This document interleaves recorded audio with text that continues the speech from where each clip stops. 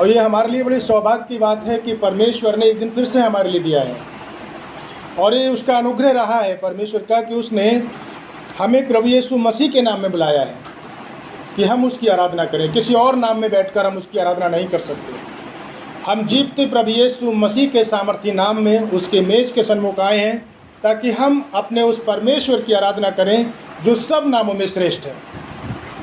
उसके नाम के तरह किसी और का नाम नहीं है।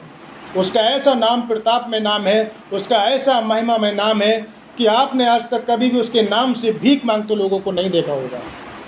किसी ने देखा कि कोई आपके दरवाजे पे आया हो कि यीशु मसीह के नाम से हमें रोटी दो या हमें कपड़ा दो या यीशु मसीह के नाम से हमें कुछ दो? बाकी सारे नामों से लोगों को आपने मांगते देखा होगा। सारे नामों से लोग मांगते हैं, लेकिन यीशु मसीह का नाम जो सब नामों में श्रेष्ठ नाम है, हम उसके नाम की आराधना करने, उसके नाम को हम धन्यवाद करने के लिए यहाँ पर मौजूद हैं। मेरे प्रिय भाई और बहनों, वो नाम जो सब नामों में श्रेष्ठ था और जो आराधना के योग्य है, जिसके लिए परमेश्वर ने भी एक ऐसा नाम दिया जो सब नामों में श्रेष्ठ है। मेरे साथ निकालेंगे फिलिपियों की पुस्तक और 2 अध्याय, उसका 6 वचन से लेकर और हम 11 वचन तक पढ़ेंगे।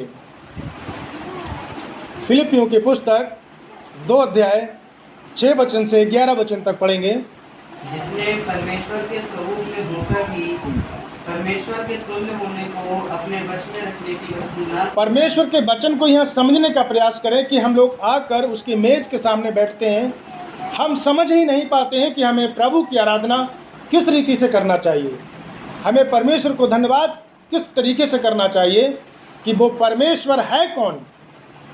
वास्तविकता जिस परमेश्वर के सामने हम बैठे हुए हैं वो सचमुच में कौन परमेश्वर है। वचन बताता है कि जिसने परमेश्वर के रूप में भी होकर, जो स्वयं परमेश्वर था, जो देहधारी होकर हमारे बीच में प्रभु आ गया, जो हमारे बीच में ऐसा मनुष्य बनकर आ गया कि जिसने अपने आप को एकदम शून्य कर दिया, एकदम छोटा कर दिया।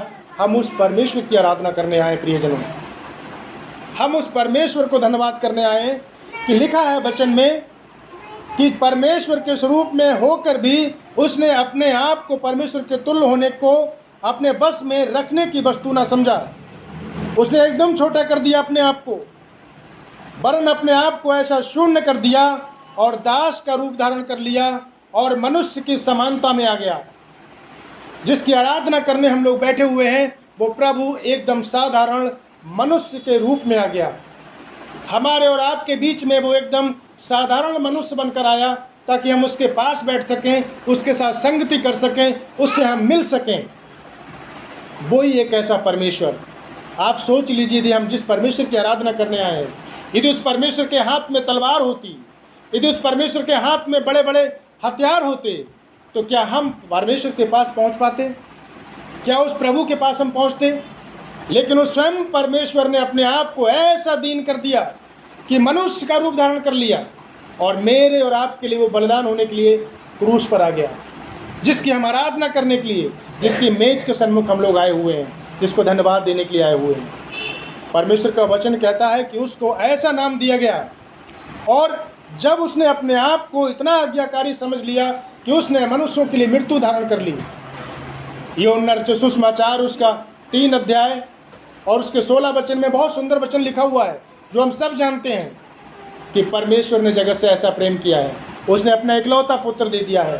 कोई भी जो व्यक्ति जो उस पर विश्वास करेगा वो नाश नहीं हो सकता है परंतु अनंत जीवन पाएगा। ये हमारे लिए सबसे बड़ा धन्यवाद देने का विषय है। इससे बड़ा उपकार कोई नहीं कर सकता। अगर कोई मनुष्य हमारे लिए थोड़ा सा काम कर देता है, हम उसके बड़े धन्यवाद करते हैं कि भैया आपका धन्यवाद, आपने हमारे लिए इतना काम किया, कि आपने हमारी इतनी मदद की, हम आपका बड़ा धन्यवाद करते हैं, बड़ा शुक्रगुजार आपका हम करते हैं।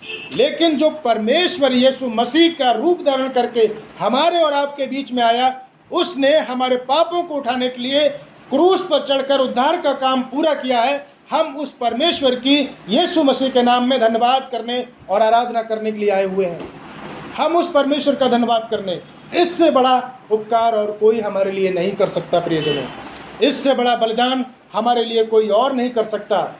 तो हम अपने उस परमेश्वर की आराधना और कितना करें। हम उसका कितना धन्यवाद करें। इसलिए दाऊद राजा भजन संहिता 34 में कहता है कि मैं यहोवा को हर समय धन्यवाद करूंगा। कोई समय उसने निश्चित नहीं किया कि मैं सुबह में करूंगा या शाम को करूंगा या मैं 1 घंटे करूंगा। वो कह रहा है कि निरंतर मेरे मुंह से परमेश्वर की स्तुति होती रहेगी और कुछ नहीं मेरे मुंह से निकलेगा, मेरे मुंह से केवल परमेश्वर का धन्यवाद निकलेगा। दाऊद राजा इस बात को कहता है भजन संहिता 34 में कि निरंतर मेरे मुख से परमेश्वर की स्तुति होती रहेगी, क्योंकि वो जान चुका था, उसने अपने जीवन में अनुभव कर चुका था वो कि एक यही नाम है जो मुझे भेड़ों के पीछे पीछे चलने से उठाकर राजा तक पहुंचाने आया है। मैं ऐसे परमेश्वर को धन्यवाद क्यों ना करूं। यही एक वो प्रभु है जिसने मेरे लिए क्रूस पर चढ़कर मेरे पापों को उठा लिया और मुझे उद्धार का जो मार्ग दिखाया परमेश्वर ने, यीशु मसीह में उसने मुझे उद्धार दिया। एक यही प्रभु है, मैं इसकी ही आराधना करूंगा। मेरे प्रियजनों, धन्यवाद देने के लिए हमारे पास बहुत सारे कारण हैं कि हम याद करके परमेश्वर का धन्यवाद करें हम। और उसमें सबसे बड़ा उपकार परमेश्वर का कि उसने अपने प्रिय पुत्र को भेजकर, यीशु मसीह को हमारे लिए भेजकर क्रूस पर उसने चढ़ा दिया ताकि वो मेरे और आपके पापों के लिए मारा जाए।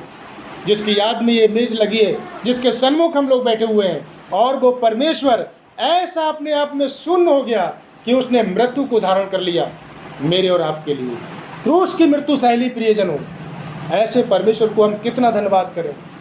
हम उसके सामने गिर गिर के धन्यवाद करें, चिल्ला चिल्ला कर धन्यवाद करें, जय जयकार के साथ उसका हम धन्यवाद करें। उसका जितनी भी हम आराधना करें वो कम है, क्योंकि उसने हमारे लिए अद्भुत प्रेम किया है और उसको ऐसा नाम दिया गया। वचन बताता है इस कारण परमेश्वर ने उसको इतना महान कर दिया कि सब नामों में उसको इतना बड़ा नाम दिया, यीशु मसीह नाम दिया।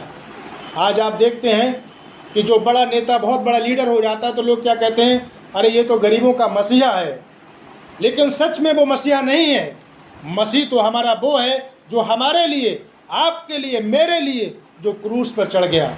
वो सच्चा मसीह है हमारा, वो परमेश्वर है। इसलिए उसको ऐसा नाम दिया गया है जो सब नामों में श्रेष्ठ नाम है।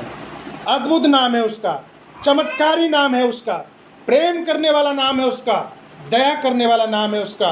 यीशु मसीह उसका वो नाम है। उसके नाम में हम आराधना करें, उसके नाम में हम धन्यवाद करें। क्यों? क्योंकि वचन में लिखा हुआ है प्रियजनों कि उसको ऐसा नाम दिया जो सब नामों में श्रेष्ठ है, कि जो स्वर्ग में और पृथ्वी पर और पृथ्वी के नीचे वे सब जो यीशु के नाम पर घुटना टेकें और हमारे पिता की महिमा के लिए हर एक जीव अंगीकार कर ले कि यीशु मसीह ही प्रभु है। हम ऐसे परमेश्वर की आराधना करने के लिए बैठे हुए हैं जो जीवित परमेश्वर है, जो मृतक नहीं है, जो तीसरे दिन मौत को हरा के जीवित हो चुका है। हम ऐसे परमेश्वर की आराधना करने के लिए आए हैं। अपने मन में आप सोचिए क्या किस तरीके से आप परमेश्वर को खुश करते हैं और हमें कैसे करना चाहिए। जब हमें आराधना करते हैं तो हमारे मुंह से आवाज़ नहीं निकल पाती है। ये हमारे लिए शैतान हमारे मुंह को बंद कर देता है। जबकि पिछले संडे में देखा कि आराधना करने से बंधन क्या हो जाते हैं, टूट जाते हैं। बंधन टूट जाते हैं, दीवारें हिल जाती हैं, नींवें डोल जाती हैं। आराधना में उतनी सामर्थ्य है। यदि आज आप अपना कोई बंधन लेकर आए हैं, आप मुंह खोलकर आराधना कीजिए परमेश्वर के सामने। यदि कोई समस्याएं हैं आपके सामने, आप परमेश्वर के मेज के सामने आराधना करें और देखिए परमेश्वर किस रीति से आपके बंधनों को तोड़ता है। क्योंकि वो ऐसा नाम है जिसके नाम से हम लोग इकट्ठा हुए हैं। वो सब नामों में श्रेष्ठ नाम है और हर एक घुटना उसके आगे झुकेगा, हर एक जीव उसका अंगीकार करेगी। क्योंकि कोई और हमारे लिए मरने के लिए नहीं आया, केवल प्रभु यीशु मसीह ने अपने आप को मेरे और आपके लिए बलिदान होने के लिए भेजा है। और इससे बड़ा उपकार, इससे बड़ा उत्सव, इससे बड़ा कोई और उत्सव हो ही नहीं सकता है कि जो प्रभु यीशु मसीह ने अपनी मेज के रूप में मेरे और आपके लिए लगाया है। हम उसके मेज के सन्मुख अपने आप को नम्र करें, दीन करें और ये जान लें और कहें कि प्रभु सचमुच में तेरा ही नाम सब नामों में श्रेष्ठ है और तेरे नाम से हम अपने आप को दंडवत करते हैं, घुटने टेकते हैं और तेरा धन्यवाद करते हैं। क्योंकि परमेश्वर पिता की हम महिमा करें। वचन में 11 में लिखा हुआ है कि परमेश्वर पिता की महिमा के लिए हर एक जीव अंगीकार कर ले कि मसीह ही प्रभु है, यीशु मसीह ही प्रभु है और कोई दूसरा प्रभु नहीं है प्रियजनों। और हम किसी की आराधना नहीं कर सकते, केवल यीशु मसीह की ही आराधना हम करें जो कि जीवित परमेश्वर है। इसलिए परमेश्वर के सामने अपने आप को नम्र और दीन करें और उसकी मेज के सम्मुख हम धन्यवाद करें, उसकी आराधना करें। परमेश्वर अपने इन वचनों के द्वारा हम सबको बड़ी आशीष दें। आमीन।